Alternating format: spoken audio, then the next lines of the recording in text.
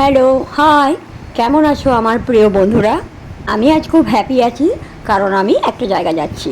এটা আমাদের শ্বশুরবাড়ির সামনে মহাপুর মন্দির, আর এদিকে তারা মন্দির। এখানে প্রণাম করে আমি এগিয়ে চললাম।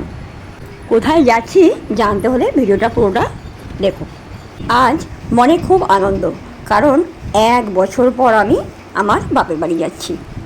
বোধহয় প্রত্যেকটা মেয়েরই এই দিনটা খুব খুশির দিন। সেই ছোটোবেলা থেকে যেই জায়গাটায় বড় হই, সেই জায়গাটা আবার ফিরে দেখতে খুব ভালো লাগে। আমার ছেলেও খুব খুশি, বলে কি মামা বাড়ি যাবো। সেই জন্য আমরা দাঁড়িয়ে একটু মিষ্টি কিনে নিলাম, আর আরেকবার দাঁড়িয়ে আইসক্রিম কিনলাম, কারণ আমার বেটু আইসক্রিম খাবে বলে জেদ করছিল। এসব করতে গিয়ে যেন লেট হয়ে যাচ্ছিল, মনে হচ্ছিল কখন বাড়ি যাই। এরপর ব্যাস সোজা কোথাও না দাঁড়িয়ে চললাম বাপের বাড়ির দিকে। প্রথমেই আছে বজরংবলীর মন্দির।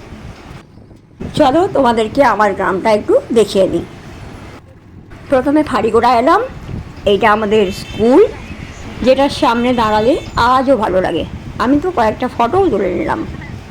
সঙ্গে চারিদিকে দেখতে দেখতে চললাম। অনেক কিছুই নতুন হয়েছে, যেগুলো বুঝতেই পারছি না। এরপর আসছে আমাদের পৌরসভা। একসময় এখানেও রোজ আসতাম। এটা সেই কবেকার পুরনো মোনালিসা স্টুডিও। এটা লাহাদের বাড়ি, আর এটা পায়েনদের। এরপর সেই চাপাতলা, সেই চাপা গাছ এখনও আছে। এটা তো আমাদের রক্ষাকালী মন্দির, আর এটা বুড়ো শিবের মন্দির। এগুলো একই আছে। যতই বাপের বাড়ির কাছাকাছি পৌঁছাচ্ছি, মনটা ততই অস্থির হয়ে উঠেছে কখন পৌঁছাবো।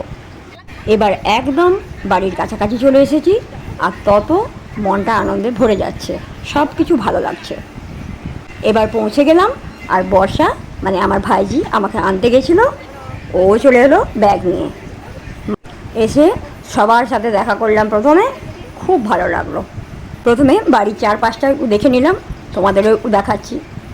দেখলাম খেজুর, আম, পেয়ারা সব কিছু হয়ে আছে।